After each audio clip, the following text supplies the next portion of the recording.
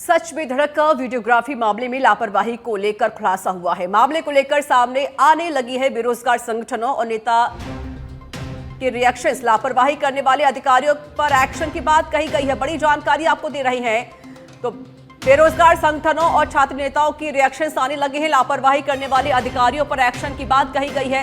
NSUI के प्रदेश सचिव शिवराज गुर्जर, छात्र नेता योगेश यादव ने सच में धड़क की खबर पर रिएक्शन दिया। लापरवाही करने वाले अधिकारियों पर एक्शन की मांग की गई है।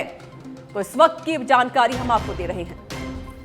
सरकार और भर्ती एजेंसियां बड़े बड़े दावे करती है कि हम परीक्षा केंद्र पर विद्यार्थियों की और परीक्षा केंद्रों की वीडियोग्राफी कराते हैं, लेकिन जिस प्रकार से सच बदड़क ने खुलासा किया है, ये कि बहुत बड़ी लापरवाही सामने आई है। एसओजी ने एसआई भर्ती, पीटीआई भर्ती सहित कई भर्तियों में सरकार को ये चेताया था कि इस प्रकार से जो है एक बड़ा घोटाला होता है। जिस कंपनियों को वीडियोग्राफी का टेंडर दिया जाता है, वही कंपनियां संबंधित सेंटर से मिली भगत करके, अधिकारियों से मिली भगत करके एक बड़ा घोटाला करती है। माननीय मुख्यमंत्री जी से विशेष अपील है कि इस प्रकार के घोटाले पर रोक लगाई जाए और जिस भी अधिकारियों की लापरवाही है, उन अधिकारियों पर जो है उचित कार्रवाई की जाए, ताकि विद्यार्थियों का जो भरोसा है वो सरकार और भर्ती एजेंसियों पर कायम रहे। अन्यथा जिस प्रकार की घटनाएं देखने को मिल रही है, ये बहुत पीड़ादायी और दुखदायी है। सरकार अगर इस पर एक्शन नहीं लेगी तो आगामी समय में सरकार को भारी नुकसान उठाना पड़ेगा।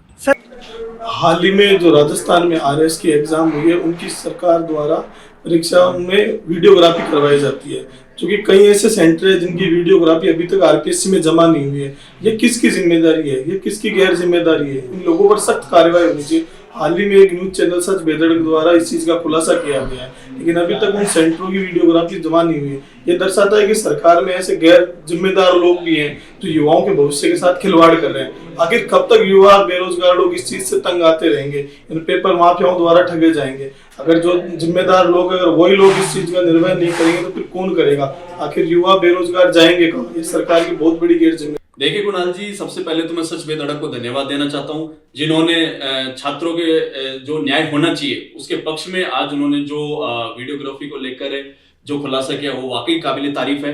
आप ये देखिए कि पहले तो कम मात्रा में भर्तियां निकलती हैं। आप ये देखो कि भाई जितनी भर्तियां निकल रही हैं, अगर वो पारदर्शिता से की जाए तो कहीं ना कहीं अभ्यर्थियों के साथ न्याय होगा। अब आप देखो जो भर्तियां निकली, जैसे सब इंस्पेक्टर की भर्तियां हुई, आरएस भर्तियां हुई, उन सब में धांधली हुई, इस तरह की धांधली हुई। आरपीएससी के मेंबर पकड़े गए और उसके बाद इस तरह की कि एसओजी ने आरपीएससी से वीडियोग्राफी मांगी, लेकिन कई सेंटरों की वीडियोग्राफी नहीं दी गई।